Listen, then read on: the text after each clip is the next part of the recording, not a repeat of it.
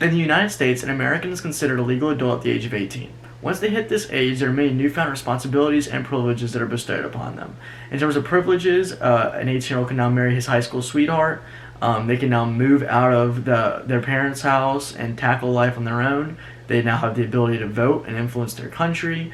On the responsibility side, they can now be held accountable for their actions. They can be put in jail, they can get fined, they can have consequences. But among all of those, one I did not mention is the right to consume alcohol. The right to consume alcohol is preserved for those 21 and up. However, through the examples I mentioned before, each of them carries a lot of weight to them. Marriage, moving away from your family, even being thrown in jail has a lot of impact on someone's life.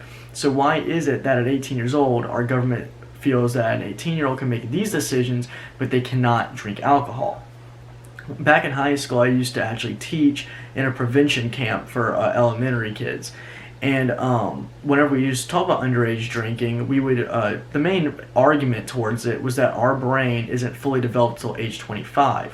When I was researching for this presentation, I actually found an article that started talking about this, and it actually reinforced it with some citation from a scientific journal called the Neuropsychiatric Treatment and Disease Journal. And in that, in the article, it mentioned how that part of the brain that doesn't develop until age 25 is called the prefrontal cortex, which is what controls your impulses and regulates your behavior and emotion and also problem solves. And that part of the brain at 18 years old is only about halfway developed. So why mention it in an argument trying to lower the drinking age? Well, for one, I do think it is an issue that should be brought up, or a danger that should be brought up, but also because it raises a part of my argument. Earlier when I was talking about the marriage and the voting, or more specifically the moving out and even going to jail, those are very impactful decisions or events in one's life. And so, if our government has deemed an 18-year-old's brain competent enough or powerful enough to focus on and make those decisions and deal with the repercussions that may follow in all those decisions or events, then why is it that an 18-year-old cannot drink alcohol under the reasoning that their brain is underdeveloped?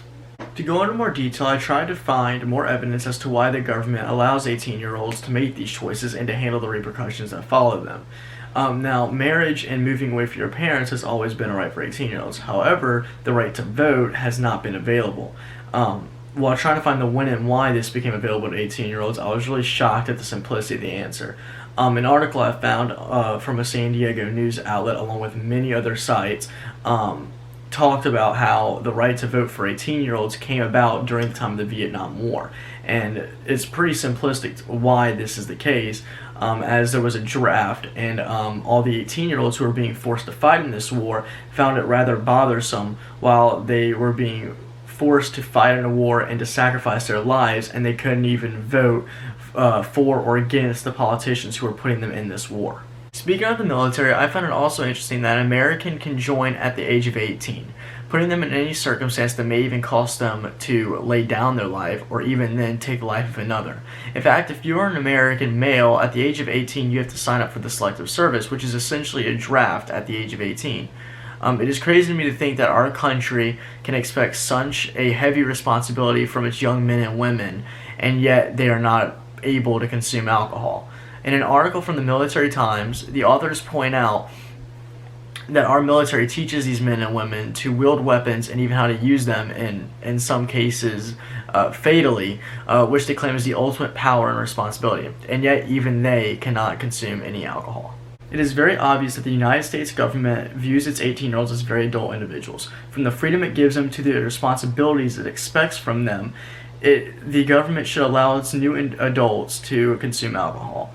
If an 18-year-old can be trusted in deciding what is best for our country through the voting system, or even be expected to lay down their life overseas for that country, then it should be obvious that the 18-year-old can handle a drink.